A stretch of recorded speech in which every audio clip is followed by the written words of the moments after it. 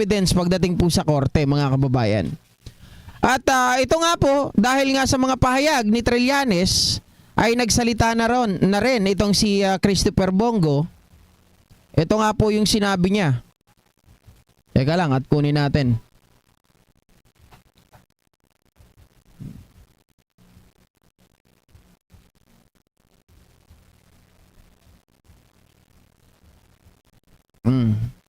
Ito yung statement ni Bongo. Nakikita nyo naman mga ka-GP, no? So sabi niya dito, I have yet to see the verified complaint, but since this is essentially the same accusation they hurled against me before, I categorically deny the allegation against me and former President Rodrigo Roa Duterte. Inuunahan na. Pinangunahan. Hi Kat at Andres Garcia, shoutout po. Sabi pa dito mga kababayan, nevertheless, I welcome these moves to finally put an end to this often recycled issues against us. Wow! Ang galing. Recycled issues daw mga kababayan kasi 2018 pa. Mabuti nang silipin sa mga akusasyong ito. May irregularity ba talaga? May naging transaction ba na disadvantageous sa government? May nanakaw ba at may linkage ba sa akin na nagsasabing nakinabang ako sa anumang transaksyon ito? Mga kababayan, palagay ko hindi natin kailangan sabihin na may linkage na nakinabang si Bongo. 'Di ba? Hindi kailangan maging pangalan niya yung nakalagay doon. 'Di ba? Ang nakalagay dito mga kababayan, 'di ba ito ay inaward sa kanyang tatay at ganun din sa kanyang mga kapatid. So ibig sabihin nakinabang sila. 'Yun. 'Di ba? Nakinabang sila. At sa kanila napunta kahit na Class B, Class D lang yung kanilang license. At kung ito ay recycled na sinasabi niya, oo nga naman, recycled. Pero oo, recycled ito dahil walang nangyari nung panahon ni dating Pangulong Rodrigo Roa Duterte. Kasi panahon nga niya yon. Pati yung ombudsman, hawak nila. At mga kababayan, isa pa, kung iisipin po ninyo, nawala tuloy ako sa sarili ko. Okay, mamaya maalala ko rin yun. May naging transaction ba o disadvantages sa government? Meron. Mga kababayan, meron naman syempre. Dahil isipin natin, yung halaga na yan, kung may ibang bidder pa, kasi kailangan ipakita nila sino ba yung mga nagbid na yan. Baka mamaya, yung ibang bidder, mas mababa lang yung kanilang singil. Pero dahil nga kay Bongo, mga kababayan, sige na lang. 'Di ba? Baka mamaya dahil kay Bongo yan, kaibigan naman natin yan, sabi ni Duterte, sige, bigay mo na yung ganyang presyo. 'Di ba? Oh.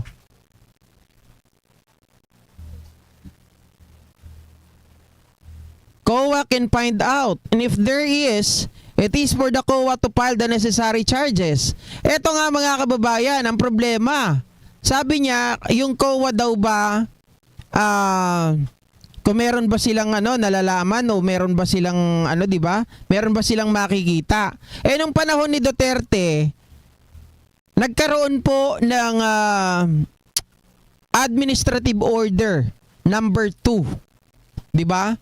Na kung saan po nung panahon na 'yon, nagkaroon ng usap-usapan na ang salin po ng ating presidente, ng mga public official ay naging tampulan ng public scrutiny.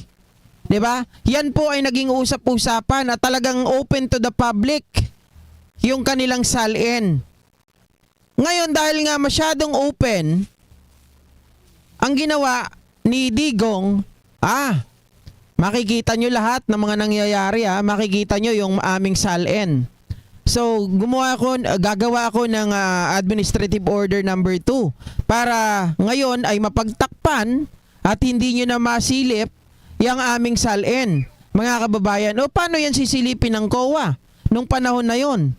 'Di ba? Paano yan natitignan mga kababayan? Hindi nga basta-basta masilip dahil doon sa administrative order na ginawa ni Duterte. Bakit? Bakit niya ginawa yon? Bakit kailangan niyang gawin ang bagay na yan? Samantalang sila ang sumisigaw ng transparency, accountability. 'Di ba? Pero sila yung nagtatago. Kasi kung wala kang itinatago, bakit kailangan mo na gumawa ng administrative order number 2 na yan? Na kung tutuusin, mga kababayan, dati naman na talaga yan na, kumbaga, kitang-kita sa ating mga mata. 'Di ba? Nakapublish lang yan, publicly. Madali mong hanapin. Yun ay yung talagang wala ka pong ninanakaw. Wala kang itinatago. Pero, the fact na ito ay itinago mo sa pamamagitan ng ng administrative order number 2, aba, ibang usapan na yan. 'Di ba? Sabi ni Eileen Sap, Duterte is the boss. White Knights, kamusta lakay? Shoutout naman sa mga Pinoy Trackers Canada, US, Biskayano, Akmet lakay. Ay, taga Biskaya gayam ni White Knights. Shoutout po sa inyo dyan sa Pinoy Trackers Canada at US Biskayano. Ano pa sabi ni Bongo, mga kababayan? For the record, wala po ako sa mundong ito. Wala pa po ako sa mundong ito ay meron ng negosyo ang pamilya ko. Whatsoever. Pakialam namin kung may negosyo ng pamilya nyo. Diba? Wala namang kaming sinasabi, wala pa kayong negosyo dati. Pero, mga kababayan, diba? Ang katotohanan ay hindi nyo pwedeng linlangin na yung 184 ay bakit nasa inyo lahat? Ano? Sabi ni makasarili, sabi ni Andres Garcia. Ang sinisigurado ko, hindi ako nakinabang at hindi nakinabang ang pamilya ko. The fuck? Anong hindi nakinabang, mga kababayan? Unang-una, ang mga builders, hindi po yan makikipag-bid kung wala po yang kikitain. Napakatanga naman ng mga builders na yan, di ba? Kung sila ay makikipag-bid tapos wala silang kikitain. Ano sinasabi mong walang pinakinabangan ng pamilya mo? Diba? Mga kababayan, kahit wala pa yung kahit sabihin natin na wala yan na tawag dito, walang mali siya yan, walang nangyayaring kabuktutan dyan.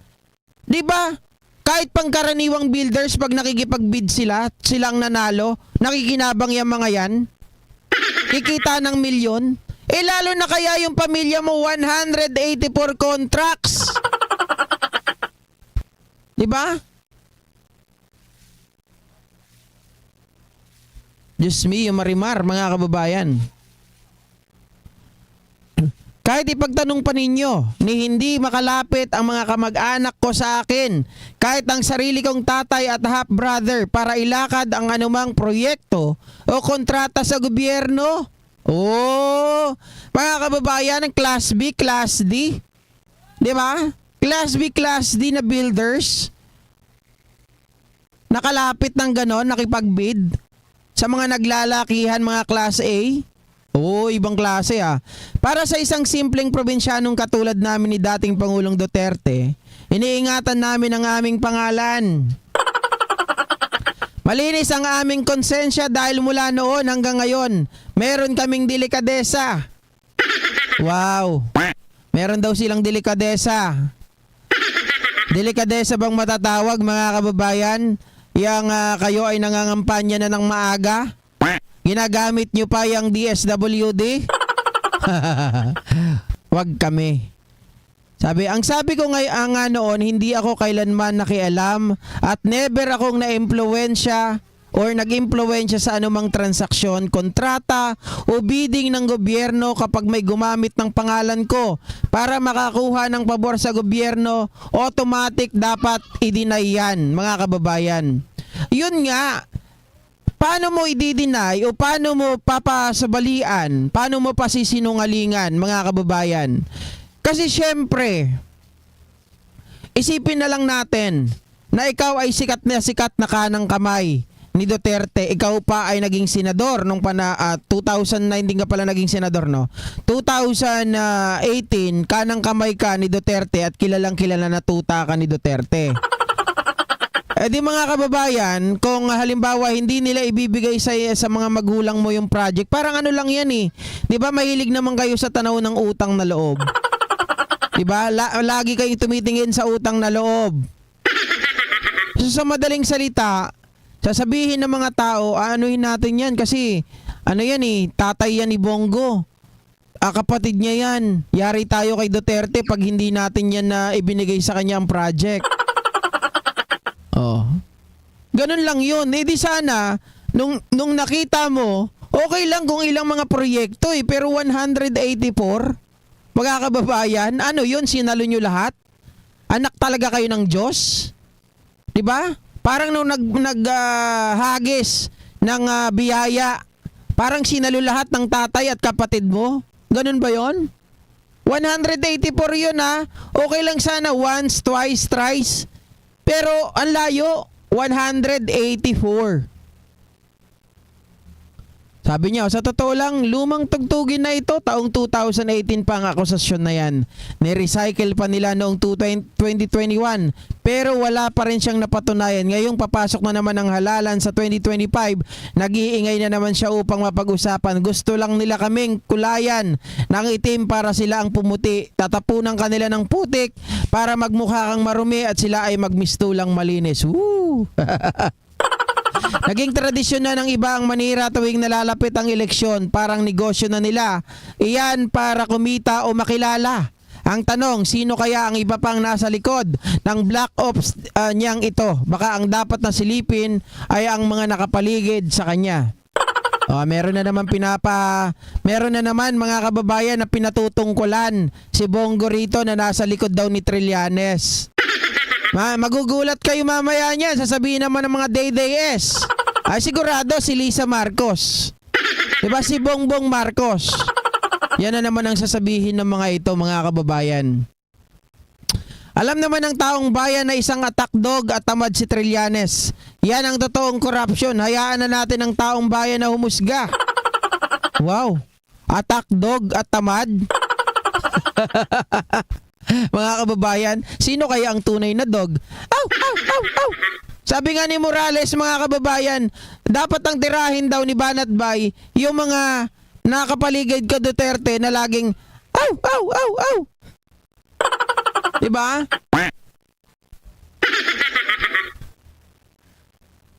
Lakay Gayem TV, musta na Lakay? Ngayon lang ulit ako nakapanood sa inyo. Ay, thank you so much Lakay Gayem TV. Taga Canada ata si Lakay Gayem TV. No.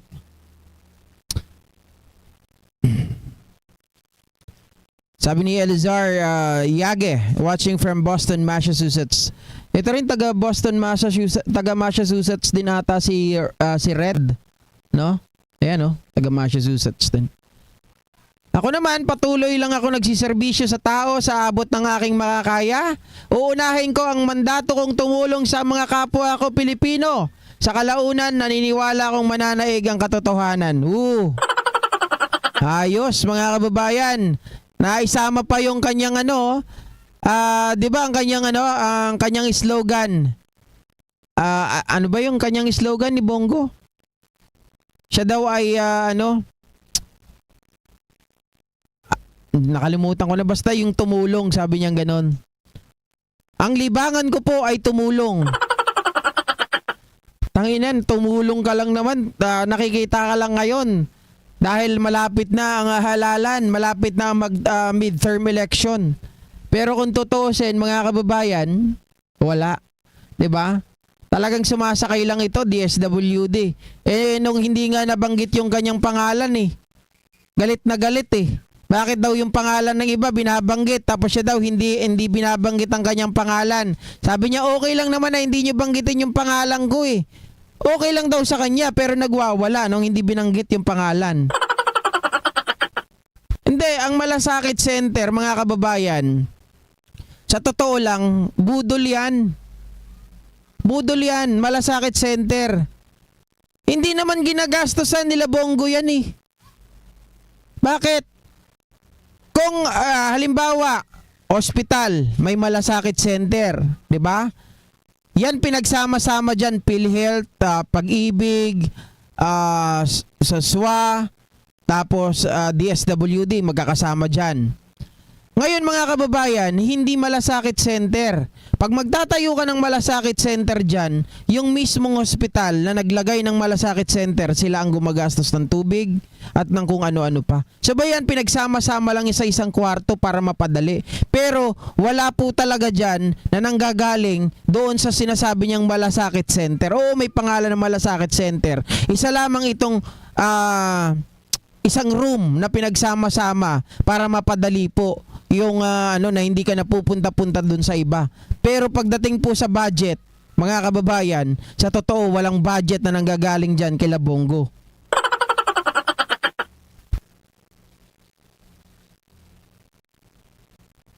Di ba? Totoo yan, nanggagaling sa ibang government agency.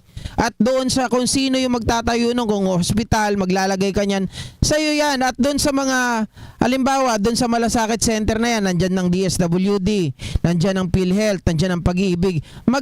Doon sila doon, mag-chip in sila doon kung magkano ang bayarin ng tubig nila, kung magkano ang bayarin ng kuryente nila, chip in sila doon. Wala pong ginalaman doon yung malasakit center na sinasabi niya ni Bongo. Kaya walang kwentang batas yan.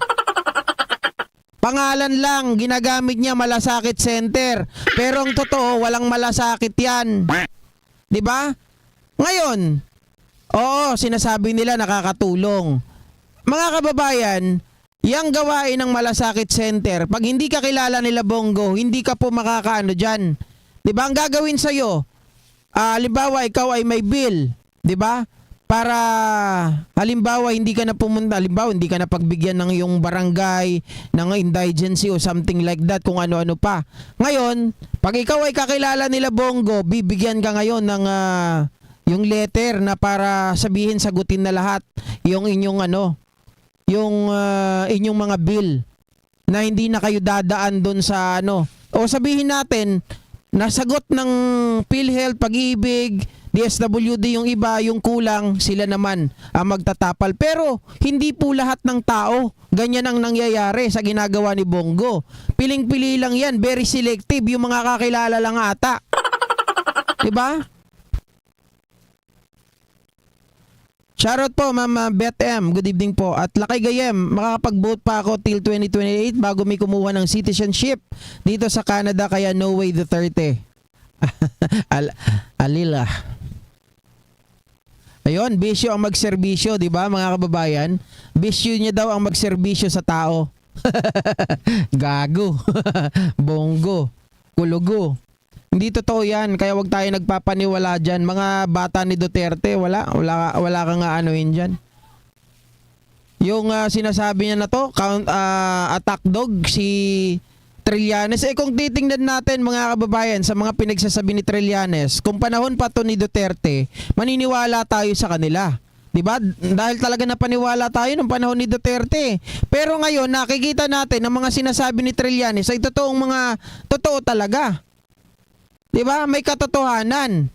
Kagaya po ng sinasabi nila na si Trillanes daw ay nagbenta ng isang isla dyan sa West Philippine Sea, wala naman silang mapatunayan. Ngayon lumalabas sila pala ang tunay na may transaksyon. 'Di ba? Sa pagsasalita pa lang ni Digong nung siya ay bumigay dahil sa salitang trouble. O nagkaroon pala sila ng status quo at secret agreement. Sila talaga ang may kalokohan.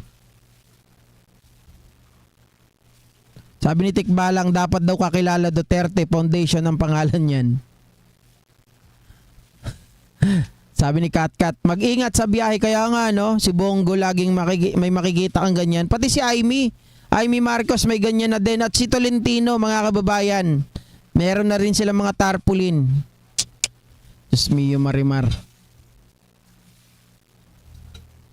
Okay, so iwan na natin yan. Pero yun yung sinasabi ni Bongo, hindi raw totoo yung mga aligasyon ni Trillanes. Well, wag kayo sa amin magpaliwanag kayo sa korte. Dahil ngayon, yung battle nyo sa korte ay hindi nakagahaya nung battle nyo dati. 'Di ba? Yung battle nyo ngayon ay sigurado may pupunta